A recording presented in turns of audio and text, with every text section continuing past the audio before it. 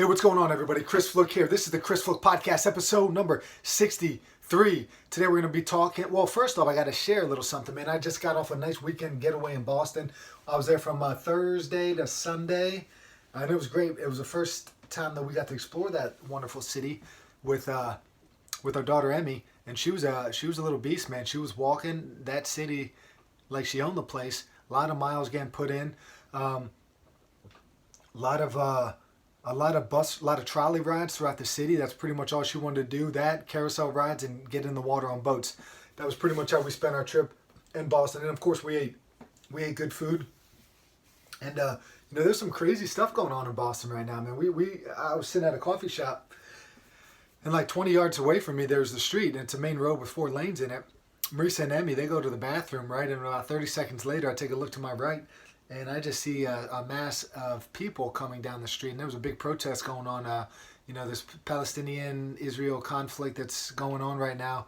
The people of Boston organized, and they got a huge group of people to walk the streets trying to, protest the United States aid to Israel. It was interesting, man. And then after that, we took our trolley ride somewhere else. Then at the Marriott in Boston, there's another big protest going. Well, not a big protest. There's about 15 to 25 people outside.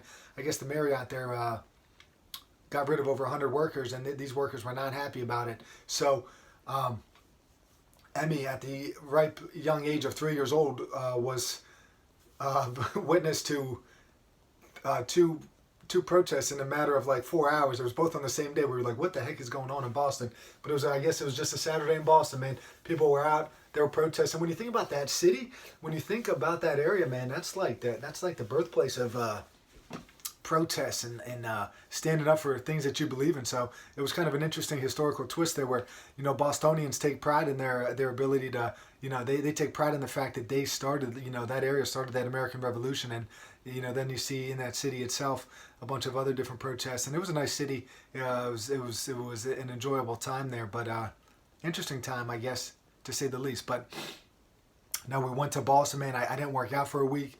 That was rough. All I did was walk, and I thought that would be a good idea, but I realized that I probably need a little bit more strenuous activity. I think it might be good for the brain and good for the body.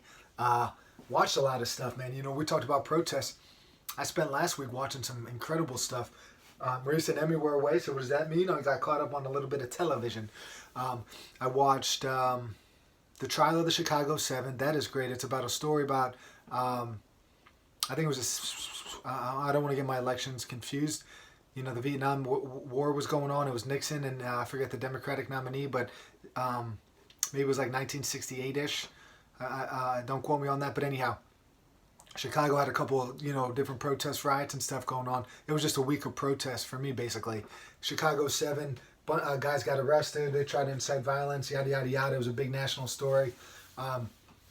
Just some weird stuff going on there with, it was one of those, campus beatdown situations where rioters and the police got into it, and some people were found guilty of trying to incite violence, but I guess that case got overturned. There was that, and then I watched One Night in Miami, which features like this pivotal moment in sports and religion and civil rights, I think, where you have Jim Brown, you have Malcolm X, you have Sam Cooke, and you have Muhammad Ali all spending some time together in Miami. So I remember when I read that I read Malcolm X's autobiography, and I remember him specifically talking about this night and how he was down there trying to get Muhammad to kind of be a part of what he was getting into, not necessarily following the Nation of Islam.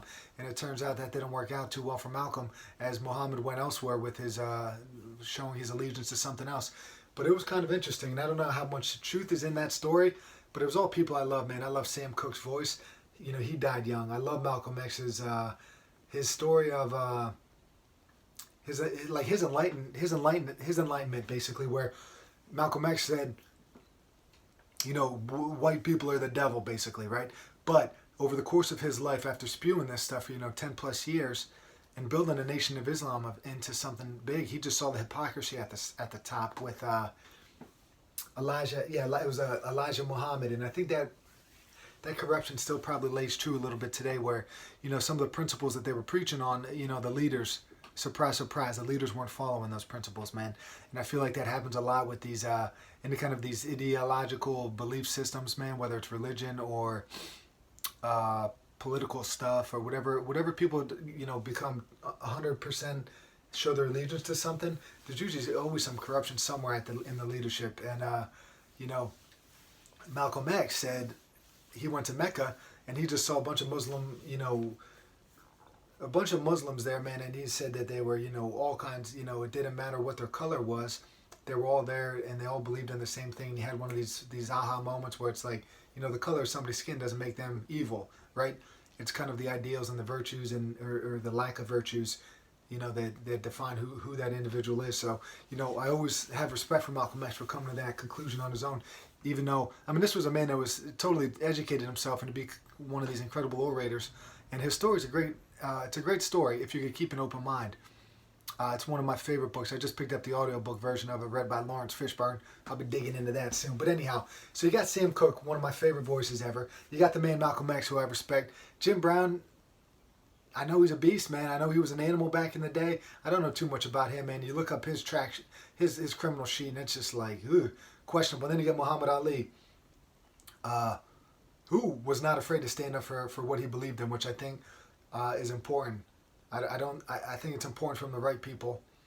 Everybody has their opportunity to say what they want and say what they believe, and he actually backed it up with his actions too. And it kind of cost him. A lot of people kind of just talk about the things that they want to do, but they don't necessarily follow through on it. They're not willing to put their career on the line for something they believe in. And Muhammad Ali was one of those guys that did that. So you got to give him respect for that. What else, man? Yeah, I don't know, man. That was about it. I watched Chappelle show a little bit because I love that guy. I love Dave Chappelle. I love his humor, man. And his first episode ever, the most controversial skit maybe that ever was on cable TV. But Clayton Bigsby, check it out. If you don't know it, just type in Clayton Bigsby, and you'll get 10 minutes of ridiculous television. But he wasn't afraid to be confrontational. And controversial is probably a better word. And at the end of the day, man, Dave Chappelle, another guy that stood up for things that he believed in, Comedy Central said, hey man, we want you to do this, that, and the other thing. He said, no thank you, take your 100 million, I'm going to Africa, see you guys in 10 years. Now he's back and he's doing his thing. But so I'd like a week of this, man, and now I'm kind of inspired to make some change, I guess, in the world. Maybe I'll be out there marching and protesting soon. But now let's get on to the point of this podcast. This is like Peter Griffin from Family Guy, man. I used to watch that show back in the day. He had this news segment on one of these episodes called, you know what grinds my gears? That's what this is going to be about here for the next, 5 to 10 minutes. I'm going to be talking about some issues I see out there. And, I just talked about those individuals that don't stand up and do something when they, to kind of stand up and have some courage to push back if needed. We're going to talk about stuff like that. And I'm going to be talking about misguided, leadership, which, we touched on a little bit before with different ideals. And, you see this stuff with kids sometimes playing sports and, their coaches are telling them one thing and they think that just because that guy's a coach, he is like all-knowing, all-being, the greatest, thing on the planet here in terms of trying to develop a kid into something. And I'm going to be talking about some issues with that. But first, we're going to be talking about programming. And when you put a program together for something, for a team, for a person, for anybody, right? The idea is going to be you have to take a look at all the parameters in life. Everything in life is multifactorial. Everything that goes on over the course of the day is going to affect your workout. There's no way really around it. Your sleep, your stress levels, the conversation you just had before you walked in the gym. Did you get a terrible phone call from somebody? That's going to affect probably your output in the gym. What's going on at work, what's going on with your family, somebody's sick, do you have to run all these errands afterwards? All of this stuff is going to affect your training, right? When you put a program together for kids, like say let's just use this as a hypothetical here. Let's say, because this may have happened in a situation that I worked in. So COVID-19 hits, right? We have 2 days a week for a workout program. So it's like, all right, this is what we're doing. We only got 2 days. It's going to be a lot. We're going to ask a lot out of these kids, right? But they're only got 2 days in. But then over time, sanctions get lifted a little bit. We're starting to able to do a little bit more. Then there's a third day of lifting introduced, all right? So now that 2 day a week program that asks a lot of kids, now we're asking them more to recover and get a third day of lifting in. And then maybe some speed and agility stuff gets introduced, right? And then maybe these kids are still lifting on their own, or they're going to play basketball on their own, or they're doing some other stuff. So as we start adding up here with, lifting on their own and basketball, there's 5 things right now that don't even involve their personal lives, don't involve school, don't involve, their parents, their siblings, anything like that. I'm just going to look at those 5 things. So with this, when the parameters change, the program needs to change. Everything that you add into a program needs to be taken into account. You could track reps and weight and all this other stuff in the weight room called volume, right? But at the end of the day, if you're going out there and the next day and you're running 100-meter sprints, or you're running a bunch of different agility stuff, that volume that you just did out on that field needs to be taken into account in the weight room volume. So you can't just pinpoint things. If kids are getting achy, if kids are having a sore knee, a sore back, it's not necessarily one thing that's leading to that. It's not just because when I do a deadlift, my back hurts. Well, maybe the way you deadlift is causing the back pain. The exercise itself is not evil. It's just how you're doing it is not appropriate. So that's one side of it all. And, you have to take. It's like that butterfly effect, where if butterfly in Tokyo flaps its wings, it's going to affect the weather somehow, some way, right? In Pennsylvania, everything affects everything. So we got that here, man. And so you have to take into volume everything that you're doing. Basketball, lifting on your own, running, sprints, hills, all that stuff. It all is going to add volume. It's going to add work to your system. And if you don't adequately recover, you're going to have issues, okay? So that's one thing. The second thing is here, if you're a coach, man, if you call yourself a coach, right? At some point in time, here's my advice. So if you're going to coach, you can't have everything be black and white. Everything is kind of a day-to-day thing. And it's kind of why I like having programs on cards, because it teaches structure, say with like some of the kids at the gym. But also, but the thing with that is there's no wiggle room. And if they did, bench press 100 for 10 last week, and then this week they're not feeling good and they did 105 for 3, they're probably going to be a little bit upset by that. So it's like, you have to kind of be intuitive with your coaching. And you have to see, sometimes a clean looks good, sometimes a deadlift looks good, and other days it looks like crap. And you need to be a coach and make a smart decision. And when those reps start looking like crap, then you stop the sets here. It's not just about keep hammering away and doing sloppy reps just because you want to, write down that you did 12 this week instead of 11. You have to be smart, and we have to keep in mind this term technical failure, where once a technique goes, the set stops. That's it. Everything that you do in life needs to be pretty and athletic. So why would you want things to look ugly? Why would you want your technique to look terrible? Why would you want your running form to look terrible? Why would you want to complete any task in a non-efficient manner? The goal is going to be efficiency, and when the technique goes, the efficiency goes, right? There's no way around that. So we got to be smart with our training. Now, like I said here, we have all these factors going in, all these parameters. And then on top of that, anytime you introduce a new exercise, that's a tax to the system. If you've been doing a bunch of squats, and now all of a sudden you're introducing back squats, and then kids' knees and backs are hurting, maybe the introduction of something like that is the culprit, okay? Maybe it is too much volume in the weight room because now you added running, and now you added other football or lacrosse or whatever sport activities in. If you do that, then you need to cut back on the weight room volume. All of this stuff affects one another here. And if you're not going to take the big picture approach, if you're not going to look at the big picture approach, you're probably not going to be super successful, working with kids, working with teams, working with coaches, working with athletes, whatever it may be, right? So it's important. You got to be a coach, and at certain points in time, you're going to have to make a tough decision and go with whatever your gut's telling you. And let's just be smart about it, right? So what do we got there? Moral of the story, everything affects everything.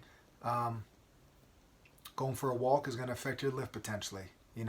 Going for a ruck, going for a hills, doing this and that, not sleeping, it all affects everything. So we got to keep the big picture in mind, and don't just get stuck. Don't feel that just because the program says it, I have to do it. All right, if there's that's going to open you up for some potential injury, right? So just because it says it doesn't mean you always have to do it. You got to trust how you feel as an individual, and then hopefully if you have a coach, they can kind of sense and feel the room out and see what's going on there and make a good decision for you. Now, I always have these issues, and maybe it's a personality trait of mine.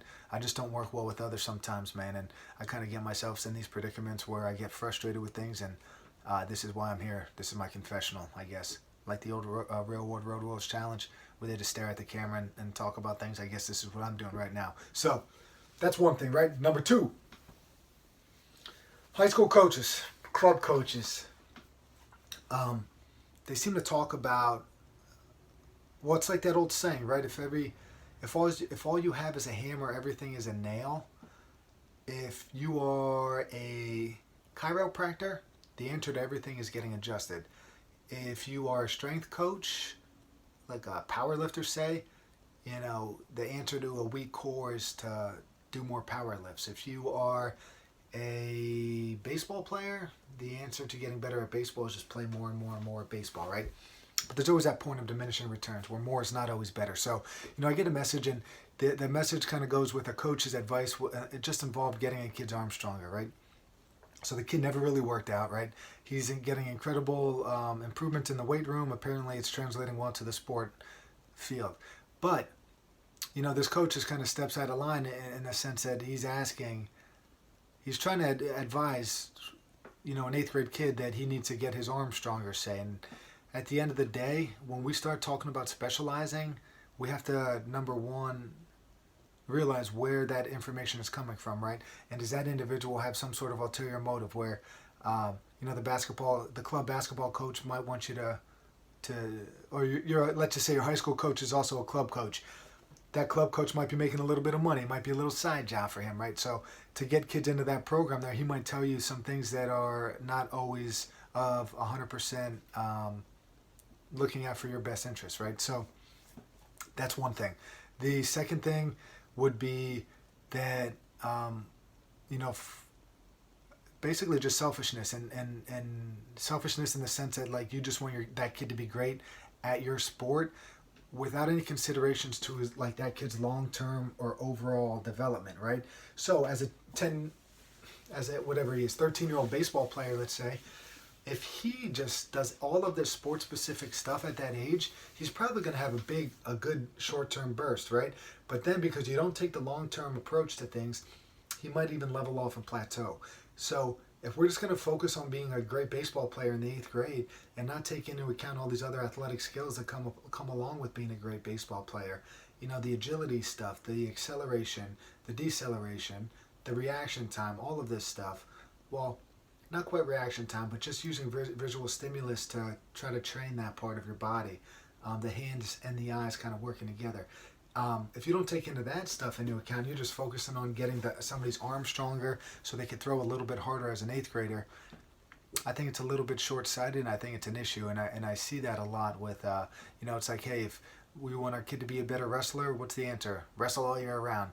When really I think we need to take some time off, let the kids recover. I mean, professional athletes take some time off from their sport, right? College athletes take some time off from their sport. High school athletes should take time off from their sport. Middle school athletes absolutely should take time off from the sports. You get where I'm going here. And until you get to that age where, you're in that junior year, senior year of high school, if you want to start, whittling out some other sports, maybe that's okay. All right. But as, when you're a young kid, and you have a coach telling you something, you got to keep in mind where what is the motivation for that? Is it so that he could have a better team, or is it to, looking out for the kid's best interest, right? And at the end of the day, it's always about looking out for the kid's best interest. So, and the best way to do that is just try to build and develop a big, strong, powerful athlete. That's all it is, man. And then over time here, with more playing of baseball, you want to get better at your sport, you focus on that sport when you're at the practice, right? You don't want to have a sport influence what you're doing in the weight room, so to speak, where, sometimes you need to just, if you're a runner or like a soccer player, for example, players I work, they just want to go, because that's what the sport is. It's a lot of running, it's a lot of going, it's just nonstop, right? But in the gym, it's like, hey, we got to slow this thing down. You could work on your conditioning at soccer practice, but in the gym here, we're working on strength, all right? With baseball, it's like, hey, we're going to build a very strong foundation from which you could work from. And over time, you can specialize and work that stuff in if you want to, but right now it's about the foundation. The same with wrestling. Wrestling is conditioning, it's tough, it's grueling stuff, but you don't have to, sprint every exercise and do burpees in between sets, okay? You can build strength in the gym, condition, and train your technique at practice. That's kind of how it goes, right? So those are some gripes that I've seen in the world. Number one, everything, you have to take everything into account when you're discussing things about total work being done or volume, right? Everything that you do is going to affect that number, all right, in training. Everything you do in training is going to affect that number.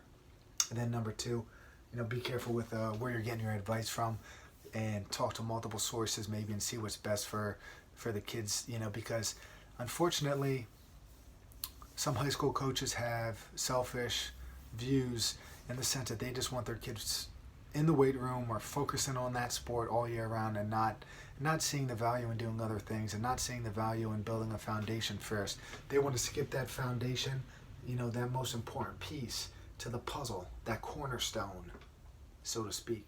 And they just want to start working on, the high-end stuff, right? What they see it being done at the college and the professional level, and that's a mistake because, the best, you need a good, 5 to 8 years of training probably, before you even start messing around with some of these practices and principles being done at the college and professional level. And, I was just reminded of that yesterday when I saw a guy. We met a gym guy, he just got out of college. He's trying to get a business started and doesn't really know what to do. And unfortunately, I didn't get to talk to him. Marisa was talking to him a little bit more. And the advice was like, well, you need to just work and do terrible, take any job you can, even if they do stink sometimes. You just need to be out in the area. You need about 5 to 8 years of work in that area. And then, people will start coming to you, word of mouth and all that other stuff. But until then, you just have to freaking just keep working and grinding and take multiple jobs and work all over the area and try to build some sort of reputation. It takes 5 years, 6 years, 8 years, whatever it may be, to build a good, strong business where people will maybe eventually seek you out if you do good work, right? I think the same could be said for athletics. You want to be a great player, then you need to work on it for 6 to 8 years, and you need to work on the right stuff, and you need to have that big, strong, that great foundation built, whether or not it's sports skills or in the weight room or with your conditioning or whatever it may be. You need to spend years working on that foundation, and then from there, you could just keep stacking more and more and more on top of that wide base. If you don't have that wide base at the foundational level, you're never going to be able to reach high levels, man. I hope you guys enjoyed this one. Chris Flook Podcast 63. Check it out. Google, Stitcher, Apple, YouTube, Spotify. If I forgot any, I apologize. Peace, everybody.